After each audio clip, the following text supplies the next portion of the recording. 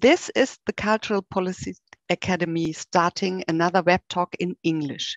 My name is Anke von Heil and I'm the presenter today, as also in the other web talks. Welcome to our final web talk of the series on cultural development planning. After discussing the experiences of different actors from municipal, regional, and state cultural administrations and policies in Germany, we take an international perspective on cultural development planning today. And I would like to very warm welcome now Nancy Brown from Luxembourg, Christian Diemer and Jaroslav Minkin from Kiev as our speakers today.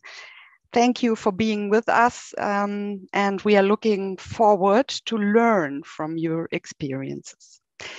Before we begin with our inputs, just let me start this little survey I just talked about, where we would like to know something about our attendees, which working context you are from, and also at this time we would like to know from where you join us today. I just mentioned that you can also write it into the chat very specifically, which town, which country, and in our survey, we have a more roughly overview where you are from. We again see that the cultural administration sector is more than 50%, 60 at the moment. People from this sector are attending our web talk. This is quite good to know. Cultural policy, also at the moment, I have 8%. Cultural institutions, this is a higher percentage than in the talks before. Quite interesting. I will share it right now, yeah. Just waiting that everybody is pressing this little red button so that we can count everybody. And then I will stop the survey and then I give a view. I hope that you can see now the results. So cultural administration, high percentage, and as we expected it also from Germany, 83% is attending us from abroad EU. It's 7% and non-EU, it's 10%. So feel free to write it in our chat from where exactly you are going to join us. Thank you for attending the little survey, and I'm now leading over to our first input, which will be given by Nancy Brown. She is actually the General Director of ESH 2022, and she will talk today about this cultural development planning. She has been appointed as director in 2018, so you are looking back to a greater experience in this field. She gained her first professional experience in the cultural field, serving as Deputy General Coordinator of Luxembourg and Greater Region, European Capital of Culture 2007.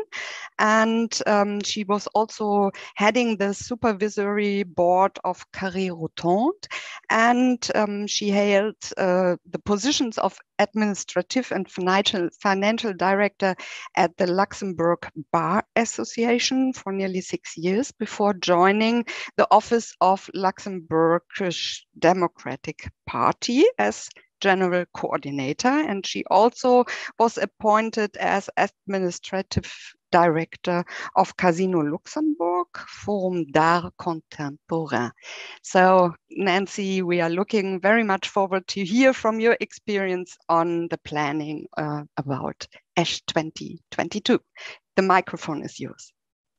Thank you very much, Anke. Thanks a lot, and happy to talk about my experience and what we are working ahead. So as you can, from the presentation just made by Anke, as you can see, I'm a real ECOC, European Capital of Culture addict, to be honest. I mean, these are projects which are, well, it's a lot of work, it's a lot of fun, it's a lot stressful, but I think it's a project which is very necessary in order when we're talking about cultural development of a city, of a region, and in fact, as we do on a cross-border region. So today I'm representing, of course, the association preparing ASH 2022, but I think in order to understand where this idea comes from, I also have to talk a little bit about what the city of Esch-sur-Alzette, so the second largest city in Luxembourg, in the southern of Luxembourg, why they took the initiative for bidding for this label. And bidding for the ECOC label does mean invest into a cultural development strategy. So a Kulturentwicklungsplanung. This is really the basis when you're talking and when you want to be successful in a European Capital of Culture project. It's really the basis for future development. I mean, you have first to look where you're coming from and then put up your missions where you want to go and what you want to achieve as an impact on a mid and a long term. So actually, ASH 2022 is part of this strategy, which the city of Ash adopted in June 2017.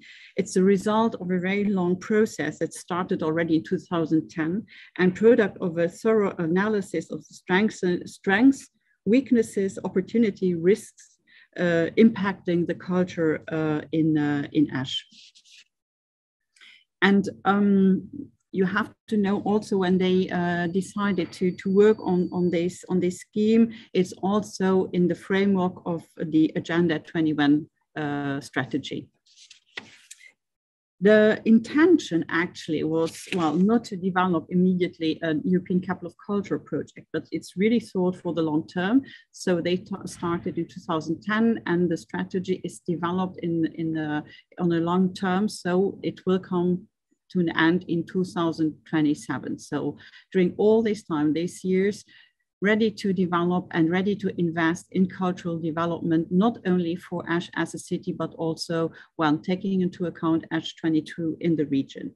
Transform Esch-sur-Alzette into a creative cultural center within the city, the region, the country, and the greater region, as we're also talking here about greater region, recognized for the diversity and its cultural capacity of innovation and creation. How do they do that in particular? I mean, I think there are different degrees of priorities you have to set when you're developing this strategy. First of all, it's bolster creation across the city, of course. It's support local economic development through culture. It's encourage cultural diversity and access to culture for all, encourage both cultural education and access to formal and informal education through culture, and enhance both the external and internal image of Ash. This is not only for people coming to Ash or seeing Ash from the outside, but I think it's also very important for cities, how the inhabitants, how the citizens have, what do they perceive, how do they perceive the image of their city they are living in. So I think there are 4 principal levers will be activated in order to achieve these goals by 2027. So it's setting up a governance mechanism tasked with formulating a cultural roadmap along with priorities for cultural actions and initiatives, because you have to keep in mind what is your scope, what is your objective, and how are you going to be organized in order to achieve this. It's also the establishment of a joint ecosystem of players linked to culture in different degrees and working together to achieve the key 5 goals.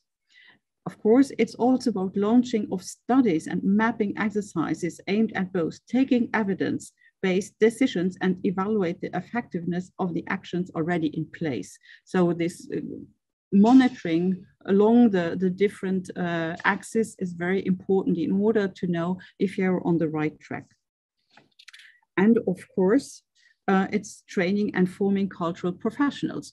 I mean, if you want to have a cultural development in your city or in your region, I mean, your cultural professionals have to be formed and be together with you on the same path. Where does ASH 2022 comes in this? ASH 2022 has actually the same goals as ASH sur Alzette as a city has, meaning that together with ASH sur Alzette, the bid was sent into the European Commission, and based on actually, and this you have to know as well, I think for Germany and other countries, it's the same. We have on a national basis, we have a Kulturentwicklungsplanung. We have a strategy which is based on the strategic development of culture on a national basis. And actually ASH is the first city that has its proper strategy for cultural development. And so they decided to bid for this label in order to have a project which can stimulate all these different actions, activities, activations, and ideas they developed in their connection strategy in order to give these actions and ideas a push and create a long-term impact. So we as an ECOC with its leitmotif remix culture, and when you're going to our website ash2022.eu, you will see the leitmotif with the different axes we are working on. And actually our European Capital of Culture is a project that goes well beyond 2022. It sows the seeds of a sustainable, collective, and social responsible future. And this is what ASH is looking for as well with their connection strategy. So, and this all done by culture. I think this is really a very, very good basis that culture can be used or should be used and should be the basis for a further development of a city, of a region, and thus create the future of a region. About ASH 2022 and what makes it so interesting. Well, of course, Luxembourg is very small.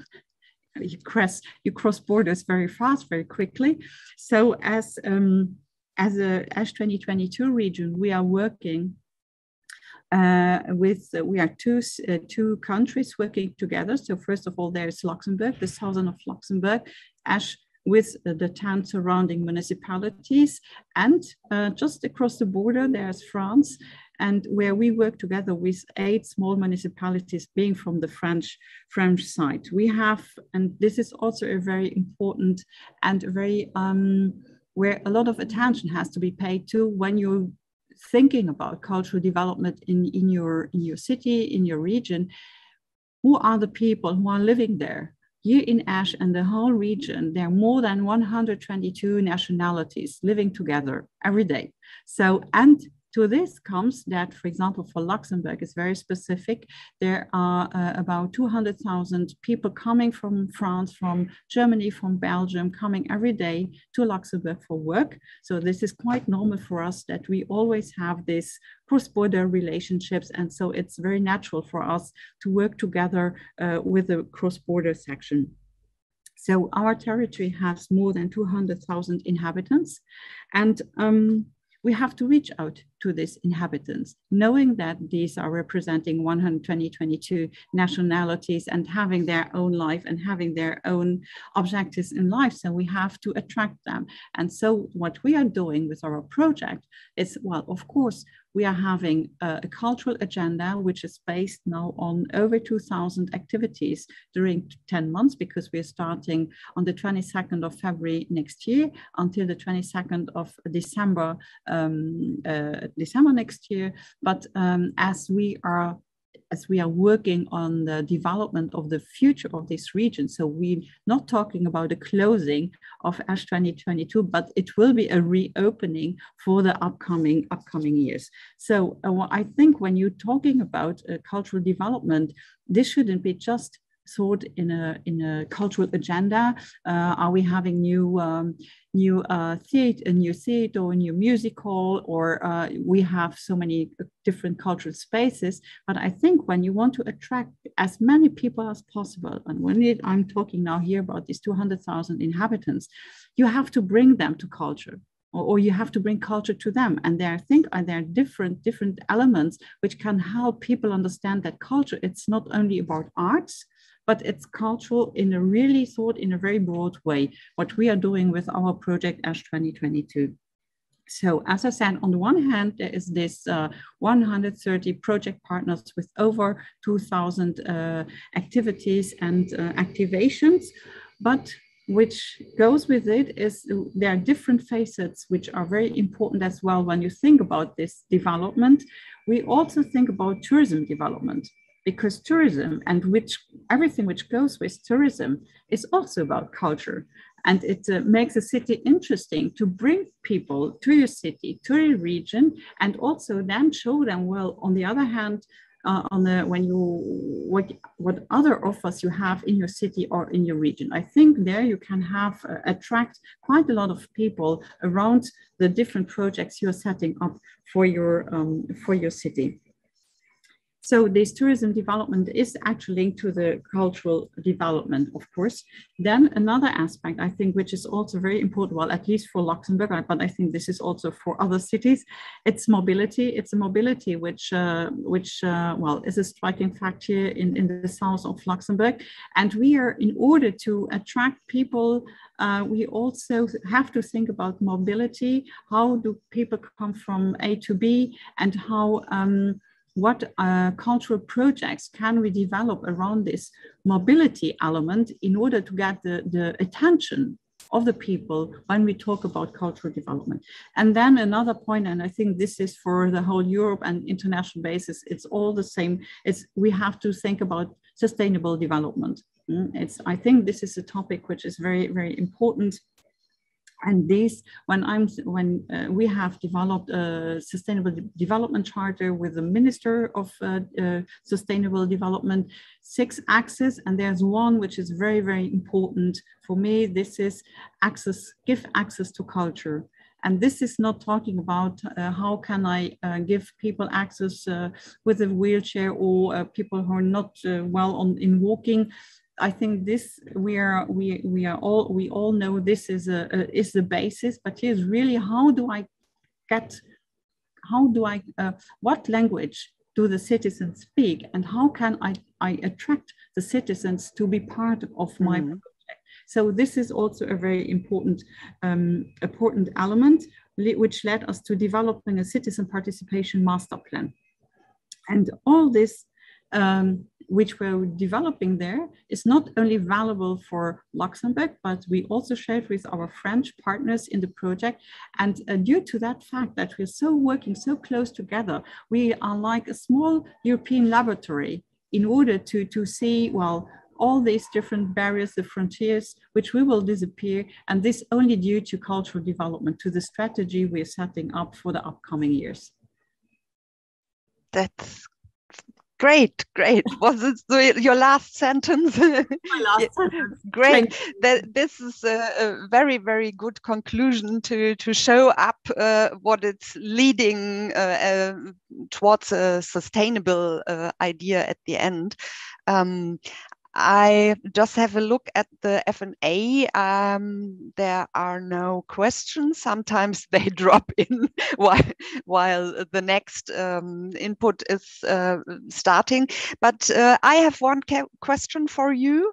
I was listening quite carefully on the idea of evaluating the impact certain events or whatever you are doing on the citizens, or you talked about attracting a diverse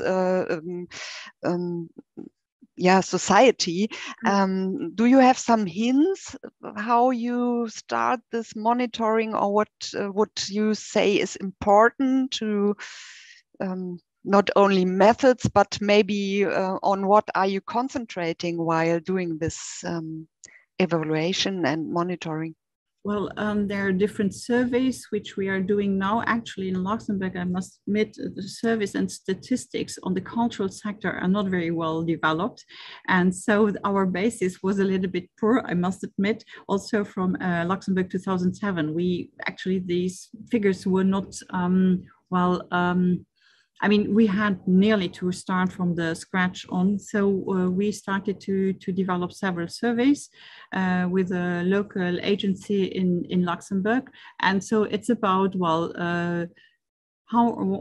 how are people consuming culture, how culture is perceived, and then we also looking for what is the image of the city, how is the image of the region, and then we define in how the projects that we are developing can help change these challenges actually the city or the region has. So I think there's this monitoring which has to be really, well, you have to start.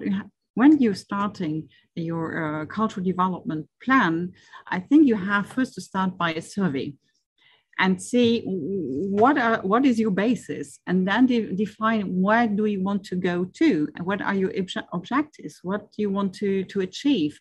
And then when you know what the bases are and what people want or what they need or what the city needs or what the region needs, and on that basis you develop your strategy. And then along the years, I think you have to keep on evaluating what you're doing. And this, I think it's really to keep the track. This is really, really important. And this means investment, of course, because all the surveys, etc., cost a lot of money. But I think if you want to be successful and really keep track of what you want to achieve, you need to do that. And actually also now for ASH 2022, as we are part of this ASH development strategy or cultural development strategy. So on our side, we have a impact coordinator, and for example, the city of ASH as well. They hired a person who's just in charge of developing these studies. And so we have really, it's a great collaboration to see how we are doing, if we are progressing, if we are going in the right way. And then, of course, at the end of ASH 2022, so it will be in 23, we will see if we have done a great job or not, and what changes need to be made. But then there is the city of ASH who can take over and then see what is working and what is not working and develop further on in that path. But this is a great advice to have a person in charge for this monitoring. That I actually don't know if I know any cultural development planning with this a special job description concentrating on this. I think we can take it also this idea and this topic over to the discussion we will have at the end, because I bring it from all the other web talks that everybody is concerning a lot about how can we outreach and reach certain target groups. So maybe we can discuss this in our little round at the end of our talk. And yeah, I just pick one. I would like to ask you, dear participants, to write into the F&A box, but there was a special question about the festival. Yeah, there was a festival. Let me see. I just don't see the beginning of this one. Beautiful and still undiscovered country. How do you deal with this insecurity and unpredictability in post-COVID time? Will it be an hybrid festival? Just a short answer so that we can go over to the next input. As it's not a festival, but it's really a project which starts, we lay the basis now. I think COVID, I mean, of course, it's a discussion, but we are prepared to changes, and as we are flexible. And I'm always saying what we can't do now in 22, we will do it in 23. I mean, yeah. If there are coming changes, I mean, we have the basis, we know why these projects are there. what we want to achieve. So we are flexible. You need flexibility. Flexibility is always great, and also these feedback rounds and everything you mentioned before. Thank you, Nancy, for your input, and we will head over now to the Ukraine, to Kiev. We have the specialty today that we have two speakers looking at from different angles on projects doing in the surrounding of the Goethe Institute, and I will just go over to the second input, the first coming from Kiev, which is coming from Christian Diemer. He has studied composition, musicology, German philology, and arts management, and he had working on a PhD on traditional music and globalization and national identity in Ukraine. And in 2017, his opera Bonnie and Clyde was premiered at the State Theatre of Nordhausen. So just to have a little overview on your artistic work. He was the executive director of the online magazine Europe and Me, and is an alumnus of the Studienstiftung des Deutschen Volkes. And in 2019, he joined the Goethe Institute and is since leading the EU-funded House of Europe program, from which he is giving us today an insight on the cultural planning processes and idea developed at the House of Europe. Dear Christian Diemer, the microphone is yours. Thank you very much, Anke von Heil, for the nice introduction. Very glad to be here with all of you. Indeed, I'm speaking on behalf of the House of Europe. Actually, we do have a monitoring and evaluation person in our team as well. We are a new funded project, and I think for new projects, it is actually not unusual that they work according to a very strict logical framework of goals that are preset, that are broken down into outcome and output targets, which then are measured in form of indicators and different sources of verification. There is quite a bit of brain work put into that, and hence we also have a person in our team on that. Maybe just as a quick comment on that before I start with the more general overview, House of Europe. I'm actually sharing my screen. So as I already mentioned, House of Europe is a new funded program that has been launched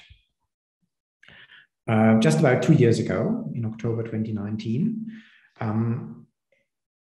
To the extent that I am informed, it's still the largest culture program for a single country that the EU has ever launched outside of its borders, with a budget of 12.2 million euros. This money has been awarded to the Goethe Institute, which is the lead implementer. Goethe Institute is behind the implementation of the House of Europe, together with British Council, Institut Français, and Czech Center. So you have this European consortium that is basically delivering the House of Europe. The program is focused on Ukraine, and it's a very broad project. It's the largest sector that it's working with is culture and creative industries. That's why I'm talking here to you now, but it's not the only sector that the House of Europe is actually working with. There are 5 more sectors: education, health sector, media, social entrepreneurship, youth, and non-formal education. What holds those sectors together? That in all of those sectors, there are important reform processes that are going on in Ukraine. There's big educational reform, there's a health reform.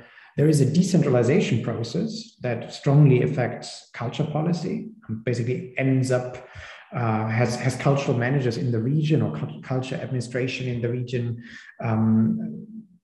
have more budget in their working surroundings, and thus also an increased need for capacities, how to design cultural policy strategies and how to spend this money, how to account for this money, etc. So what does the House of Europe do then? Well, the idea is to connect the professionals in Ukraine, the representative of those 6 sectors that you can see here on the screen, with their counterparts, with their colleagues in the European Union, so that they can learn from each other and that they can cooperate, do things together. You can see in this visual that in each of the sectors, the House of Europe is entertaining a variety of program lines. So in total, there are more than 20 program lines that are open to Ukrainians and partly also to EU organizations. Actually, in this next screen, you see the same program lines, but now kind of disaggregated according to the type of support that House of Europe is providing. So there is grants. That's a big part of what we're doing. We're a donor organization. We're providing individuals or organizations with money so that they can implement their ideas. And some of those, actually majority of those, will be cooperation ideas involving an EU counterpart or an organization in the EU to do something together, be it a co-production, be it a mutual learning experience, or be it a mobility. The other half of what we're doing is about capacity building, learning opportunities. There are different formats ranging from study tours to other programs and also a residency program. And there is a third important component of what we're doing, which is providing information about all the many opportunities that exist, not just under the umbrella of the House of Europe, but in general, what the European Union and also the European Union member states provide and what is accessible to Ukrainians. And you will be surprised. I was surprised when I learned that there are actually several hundred programs that are accessible to Ukrainians, although Ukraine, as you know, is not yet a member state of the European Union.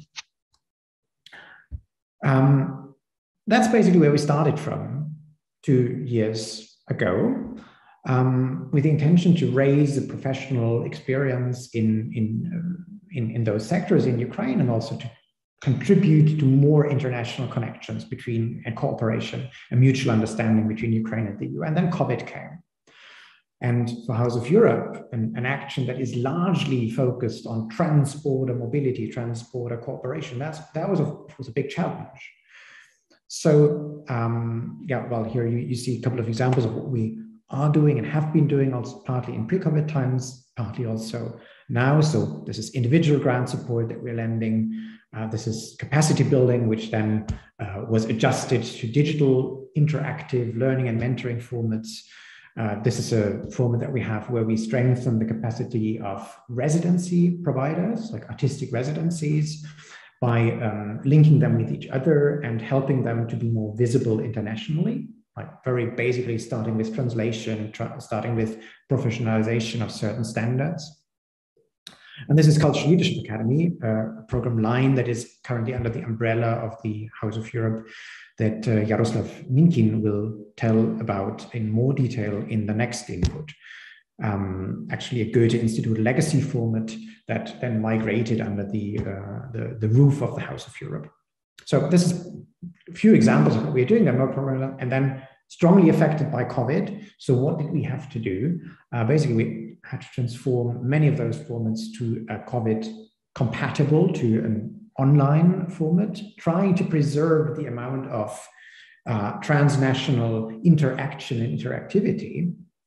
But we also came across with a powerful COVID response, actually, for the cultural sector mainly, where we collected almost 1 million euros and supported individuals, organizations, for example, for the purchase of crisis equipment, digitalization equipment, survival kits. And we organized a big online ideathon, bringing together culture professionals, business people, and IT people to find emergency solutions, how to develop a resilience under the changed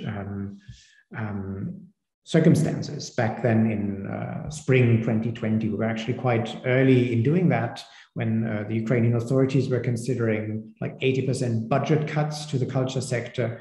We, together with the European Union, brought forward this COVID response, which then actually also lended a hand, we hope, to the struggling culture sector in Ukraine.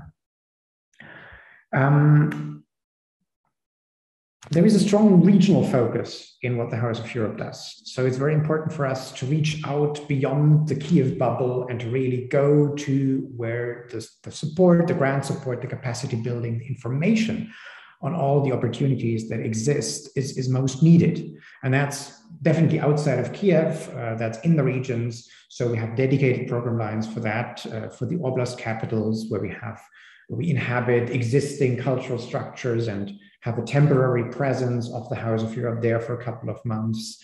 And what you see in this image is actually a structure that we built ourselves for those towns that do not even have a cultural infrastructure that we could hijack and inhabit. So we bring this mobile pavilion along, and it serves for a limited period of time as a place where cultural events can happen, where we can showcase books, translated books from the EU, where we can hold little events or even larger events.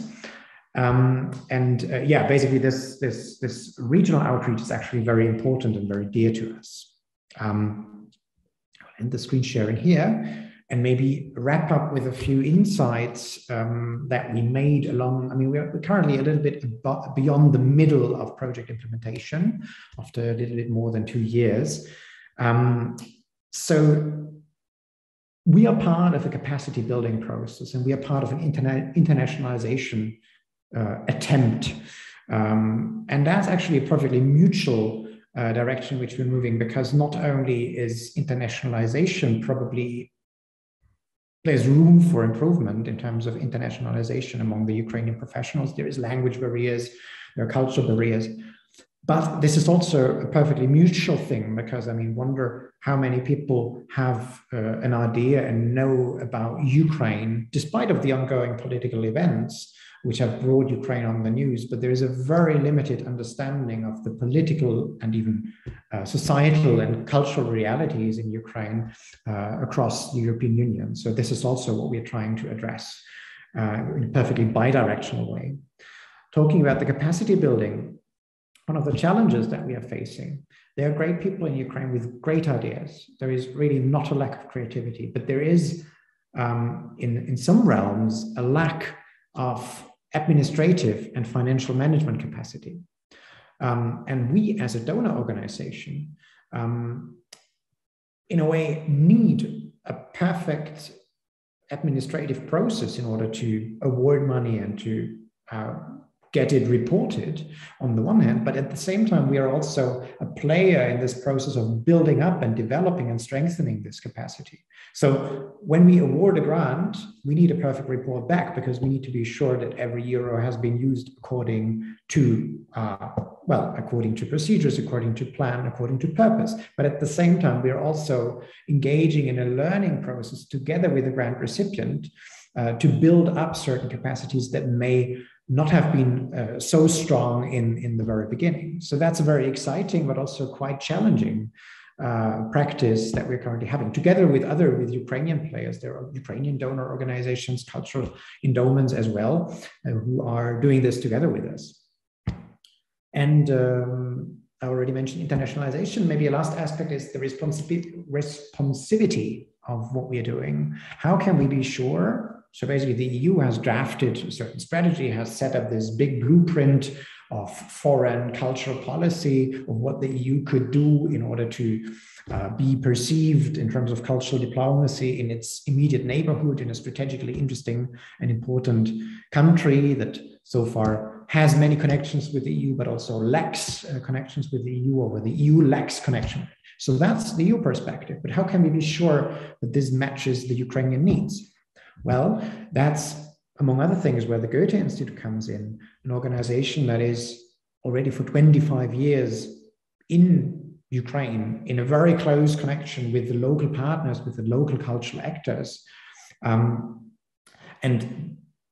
an organization that likes to believe that this is one of its strengths, to be close, to have a very warm connection with the cultural landscape, the cultural ecosystem in a country. And with that, actually, I think it will be very interesting to also listen what Jaroslav Minkin is telling to us about the Cultural Leadership Academy, which is actually a very nice example of this kind of joint Goethe EU practice with a very strong local component, with a very strong involvement of the Ministry of Culture and local cultural actors, and with this very strong dissemination in the regions, basically cultural management academy, a capacity building tool that has existed before the House of Europe and is now one of the flagship programs of the House of Europe program. So with that, I'm at the end, and I'm very, very open, of course, for any questions. Yeah. Thank you, Christian Diemer. That was a quite interesting insight.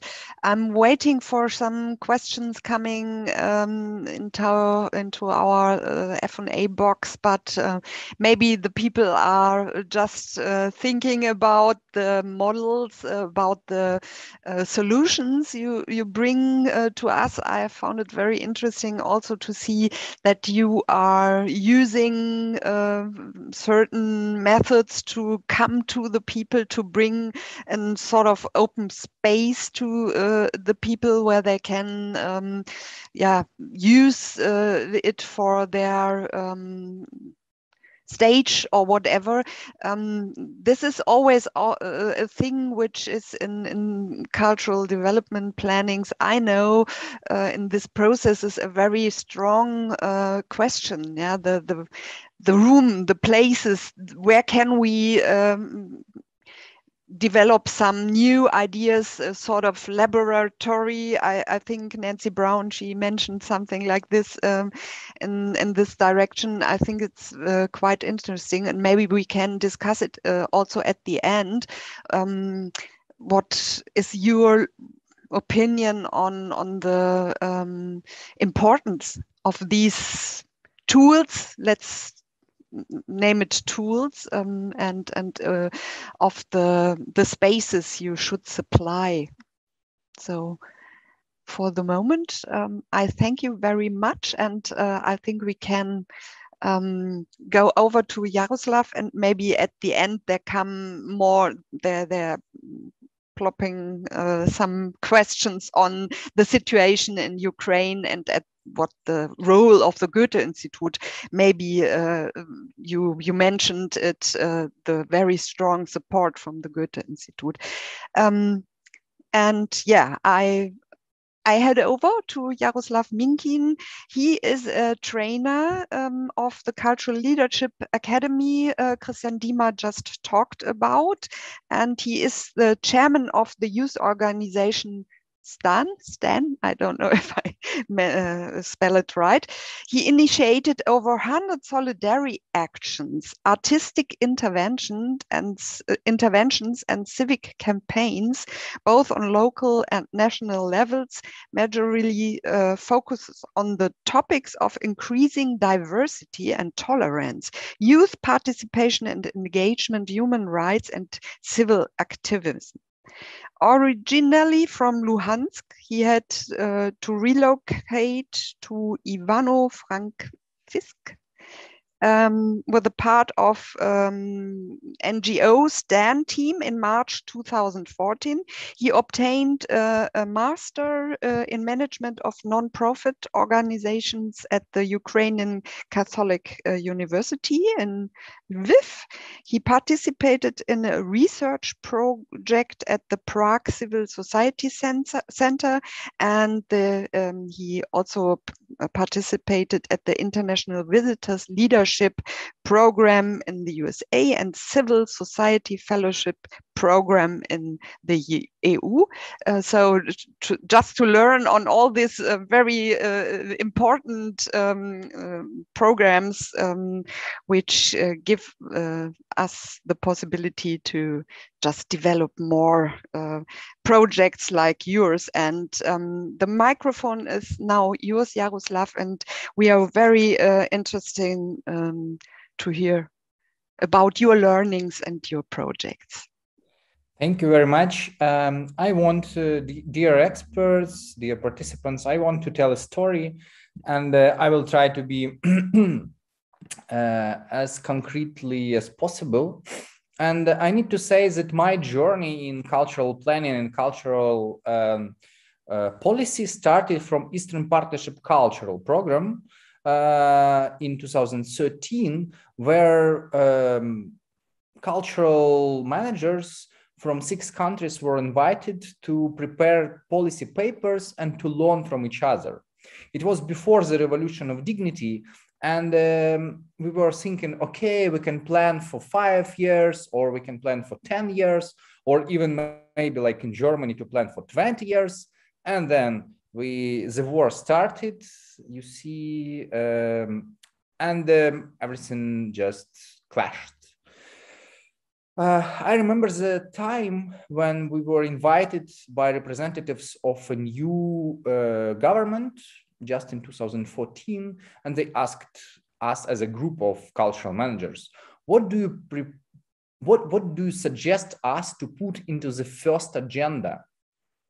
And I need to say that I'm proud that our suggestion was put it into the agenda of the first, I can say, democratic government after 2014. After that, it was a big movement of Culture 2025. A number of artists, activists, experts came together and tried to develop Ukrainian cultural strategy. It was a lot of things to be done. Unfortunately, this strategy never appeared. I mean that, unfortunately, like national government don't want to accept the strategies. They don't want to listen to the public, to the activists. During this time in 2015, we, with support of Goethe Institute in Ukraine, decided to prepare Plan Z. We just decided to go to one small city in Ukraine where I never been before, actually, and to try to build the cultural sphere and educational sphere in this city.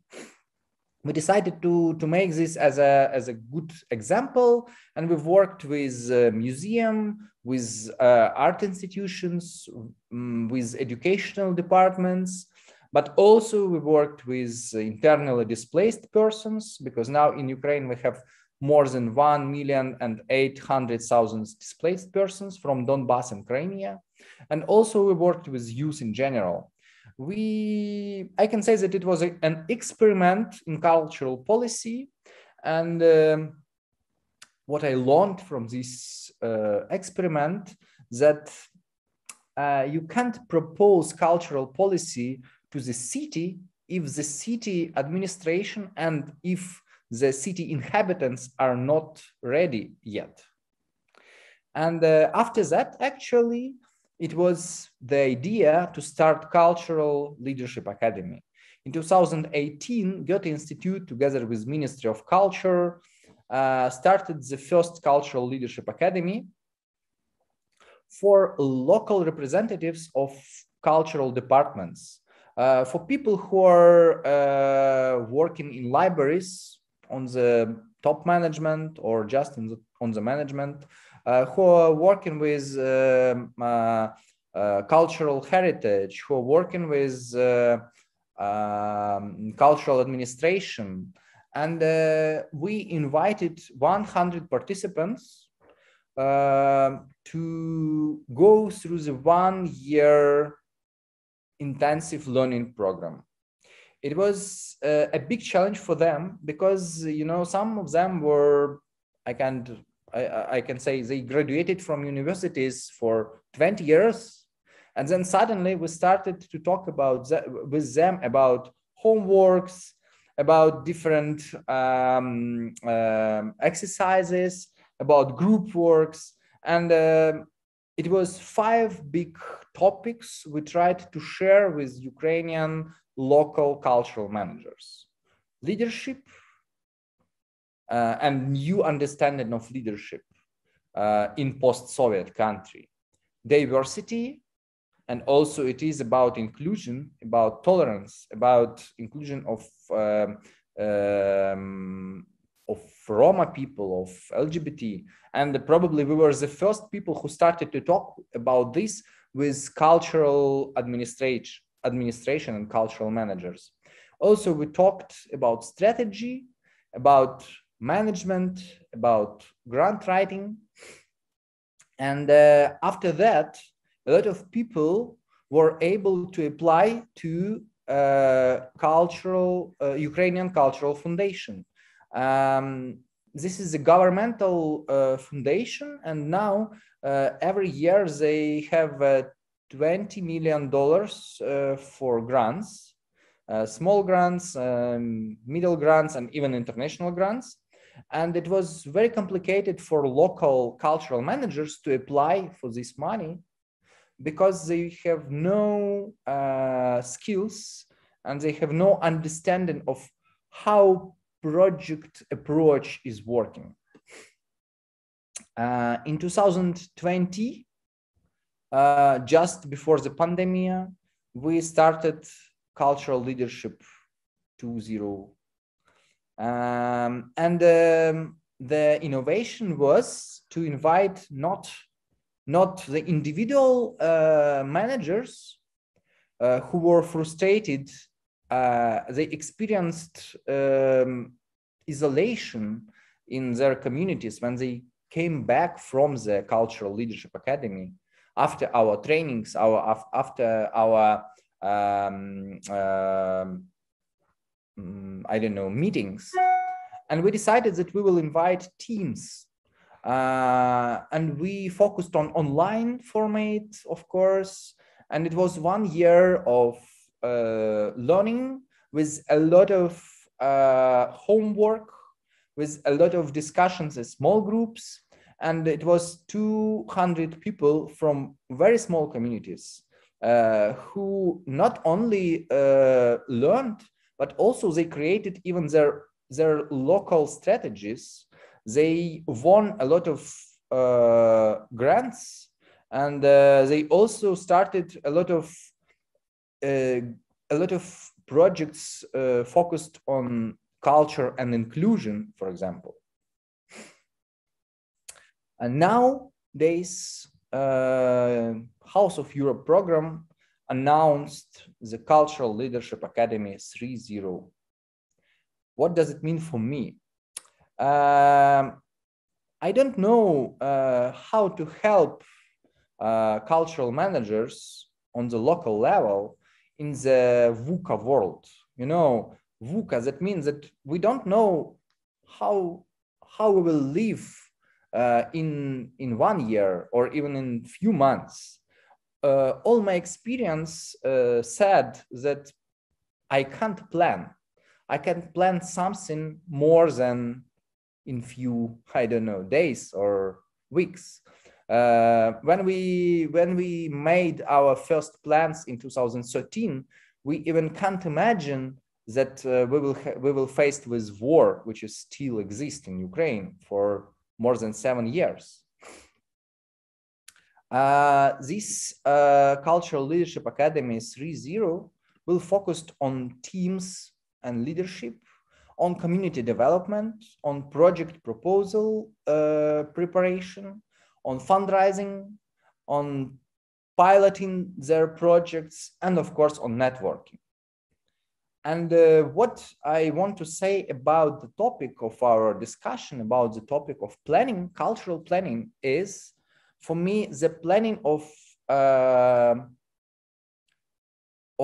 learning, like whole life learning for cultural managers. I'm sure that in Ukraine, we still don't know how to plan our reality, but I'm sure that we need to plan people development in Ukraine and all over the world. Who knows with what new challenges we will face, but I'm sure that if we will put more experience, money, programs to people, it will be more beneficial than to support, I don't know, buildings or institutions. And I'm sure that House of Europe program is actually focused on development of people, of cultural managers, artists, etc. Thank you. Thank you very much, Jaroslav, also for your really nice sketch notes. It's always a pleasure to have this visual explanation of some strategic points like this. I don't know if there are any specific questions. If so, please write them into the F&A, but I pick it the last time from the chat. The next one, please write it into the F&A question. There's a question, so I think we can go over to the open discussion. A question for Christian Diemer, but the others may also have an answer. Thank you for giving us the ball to play it now in the discussion. How do you avoid having a top-down approach when bringing culture and participation to the public? How do you work with local organizations? Christian Diemer, and then maybe Nancy Brown and Jaroslav Minkin have also some answers for this. Yeah, thank you very much. That's a very important question. I've already mentioned in general, it helps if such a program doesn't land in a country as an UFO, but there is a strong connection with the local community, with the local cultural ecosystem. And I think this is precisely why the EU delegation is not doing such projects themselves, because they work with intermediary organizations like the Goethe Institute, like the British Council, like other institutions that have those connections. And also make those connections a part of their strategic DNA. That's first thing. The second thing is, in the case of House of Europe in particular, well, you know, we are a donor organization, so we don't define the content that people work with. We just give the money. We have some selection criteria, of course, that have to align with certain priorities that we see. But again, we didn't make them up. The EU didn't make them up. We have an advisory board that is leading us in the strategic decisions of the program. And that basically assembles very renowned representatives of Ukrainian civil society, of Ukrainian culture scene. Among others, we have Serhii Zhadan, who maybe some in Germany will know, who is a member of our advisory board. And that we have exactly to make sure that what we do and the priorities that we define align with the needs and demands of our partners in Ukraine. But I think in the case of House of Europe, the most beautiful thing is really that we are not defining the content, but we are receiving applications, and it is up to the Ukrainians, up to the applicants to fill this opportunity with life and to come up with their ideas and to find the partners in the European Union that they want to work with. Yes, we create an incentive to search for such partners, because this is a priority where we feel, and the EU feels, and also many Ukrainians feel, that this is something where there is a need for more cross-border exchange. But what this cross-border exchange is about, we really don't interfere very much in that. Mm-hmm. Nancy, do you have any answer to this question? I try. What we actually started, and I think these are two, well, this goes into this citizen participation master plan. So for ASH 2022, we did do a call for projects. And so everybody could submit a project, artists, cultural institutions, private persons. So whoever was interested in this call and in the concept could participate. And we were quite successful with this. We had like 600 projects submitted, and there were three main criteria. Well, we had a bunch of criteria, but there were three main criteria which I think were the most important for us. There was, and the most was citizen participation. So each single project partner had to think about, how do I integrate citizens, the population, into my project? And really not just saying, well, they come and see my play, but how will they be part of the play? And these were elements, I think, which was very important to bring people to the project. And actually, for example, the city of Ash now, it's always a way, how do you approach the organizations? Yes, they did talk to organizations, local organizations. For example, they have like a very nice example where nearly the whole city is integrated in the process. They have 5 nights of culture in 2022. What they did, they went to the organizations, of different kinds. They did present their project. And the idea was that the population does help to create the content of the concept. And so this is, well, maybe coming from a top down, here is a concept, but I think when asking contribution from the citizens makes them feel part of it, and not only feel part, they are part of it because they are creating it. So yeah, I think this is an approach which might work very well when addressing yourself to the population, to the citizen. And this, the money is always sort of motivator for this. If you have to give concepts and not only write it down, for example, in a paper, but at the end maybe one can evaluate. Jaroslav, you talked about capacity building regarding doing grant writing and so on, and is this also a topic in this program to how to engage, for example, the public? I want to start to talk that I'm proud that during the last 5 years, House of Europe and other programs, created a trend to work on the grassroots level. I need to say that we have hundreds of projects all over the Ukraine. And there are a lot of brilliant projects near the Donbass, near the occupied zone. And me as a trainer, I'm working with near 40 local communities, with managers from these communities. And for me, it is a challenge to prepare them to be ready for this kind of participation. And only few of, I don't know, of 10 people can say, yes, we know how it works. Yes, we know how to receive money, how to make monitoring and evaluation process, how to report for the money. A lot of them are working, with governmental money, and they have another way of thinking, without this competitional way. But I have a suggestion to our participants, to our German and EU partners, participants.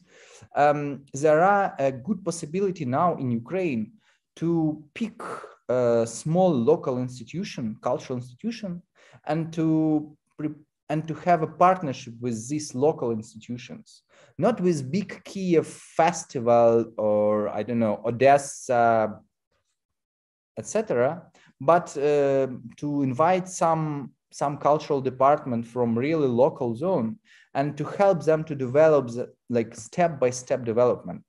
And I'm sure that this way will show much more effective, like bigger results, because in Ukraine we have a big number of cultural managers, but they're still waiting, sometimes for support from government, or they don't know how to start this competition process. And the challenge is that if you don't know how to start, you will not receive money, because you need to show this grand story. And House of Europe is a great example, because they are working all over the regions and trying to invite people who are only starting their cultural way, and trying to invite young artists, and trying to involve the new established cultural institutions.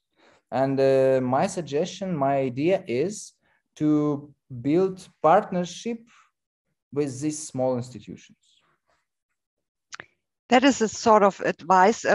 Christian Diemer, you just mentioned the idea of building a sort of DNA yeah, in this capacity to just network with also the cultural scene.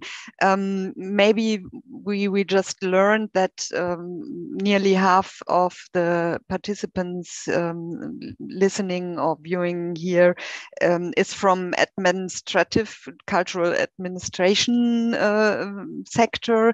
What do you think is a good way to just go into this direction Jaroslav Minkin just mentioned, to build up networks? Or is it a good idea to have another sort of organization like House of Europe? You mentioned that this is maybe the EU doesn't do any networking like this, but it handled it over to other parts like House of Europe.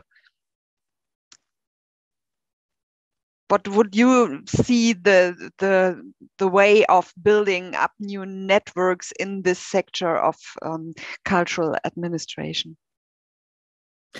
I think we are talking about two aspects here. One is, in general, to strengthen cultural management and in particular financial and administrative management skills of cultural actors. And the other aspect is intercultural exchange and mutual understanding. And I think the example of ESH 2022 became quite clear that here in a region that is at the core of the European Union, in a small country with many other EU countries directly neighboring to it, it comes very naturally to think in transnational categories. And at the same time, this is also a region where funding for culture is strong, and institutionalization of culture is very strong. And the same cannot be said about Ukraine, because the intercultural connections with Ukraine have been severed quite brutally. And this is not just for Ukraine to be blamed, quite on the contrary. Ukraine is basically a neighboring country, and yet people have not the faintest idea what's going on there. They really have no understanding of what the country is all about, and what immense cultural and creative industries potential lies in there. So there clearly is a lack in intercultural cooperation. This is something that the House of Europe tries to mitigate, focusing on the Ukrainian professionals and trying to hook them up with their counterparts in the European Union. But of course, it would be very desirable that an EU public or a German public also understood the potential that lies in Ukraine, the beauty that lies in Ukraine, and also the strategic relevance that lies in a country like Ukraine. I think Ukraine is not the only country that is completely under the radar for no good strategic reason. Right, and when we talk about cultural management capacities, well, as I have said, as Jaroslav has said, That is a process that Ukraine has embarked on. There is a new generation of cultural managers in Ukraine that came to office after the Revolution of Dignity, and that, for example, now inhabit positions at the Ukrainian Institute, which is kind of the pendant of the Goethe Institute from a Ukrainian perspective, that used to inhabit a leading position at the Ukrainian state cultural institutions. And this is a process that is ongoing, and that the European institutions or the Goethe Institute or the British Council are accompanying in order to help the Ukrainian civil society to get one step beyond the activist level, right?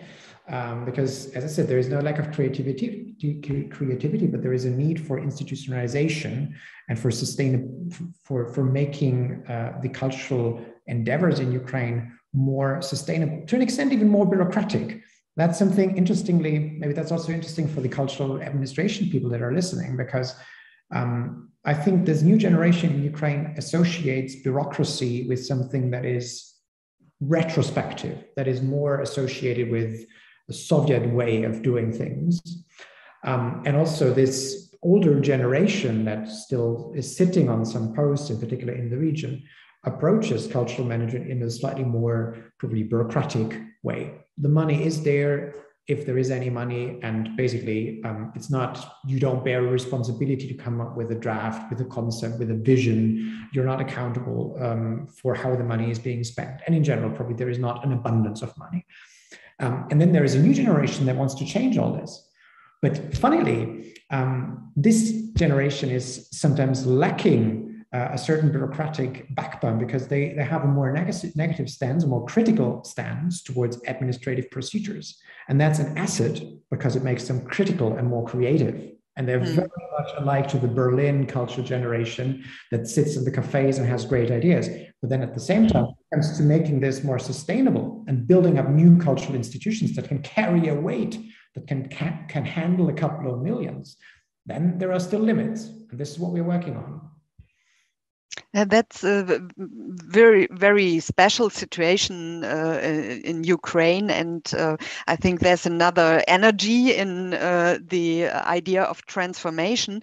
But Nancy, you mentioned all this process in being very aware about the aims and also the mentoring of the impact everything has, and at the end about developing sustainable structures even after 22 has been over. We in Germany discuss a lot about transformation of the cultural sector, and maybe about leaving old structures behind and going over to new aims, new structures, new working dimensions. Maybe you can, at the end, we have only 1 minute left to discuss a little bit, give us some thoughts about this very, very big issue, transformation. What are steps and little hints you can give us?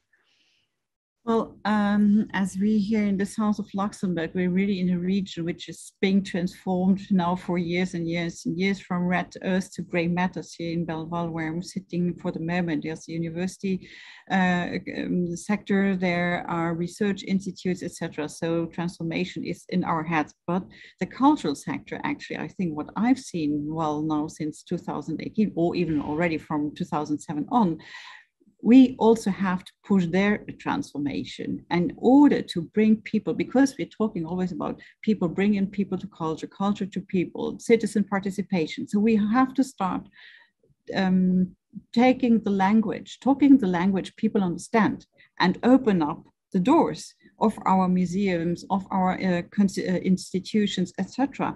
Really talk to people, the language people do understand. It's about mediation. It's really giving access And I think this is the most important part in order to have this transformation also in the cultural sector. I've read several articles where also German museums are rethinking about rethinking the mediation program, etc., how to access people.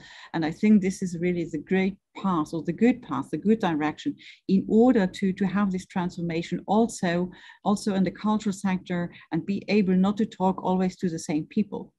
Otherwise, you don't get a transformation. Well, that's in my very personal opinion.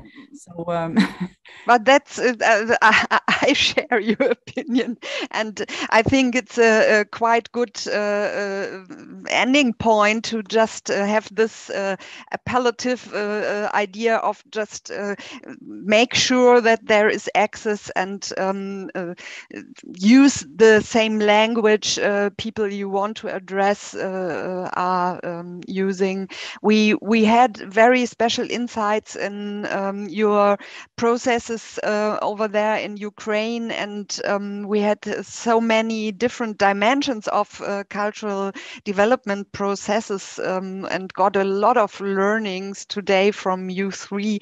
Many thanks, Christian Diemer, Jaroslav Minkin, and Nancy Brown, for giving us this very, very interesting inputs, and having a very international and exciting closing web talk of our series on cultural development.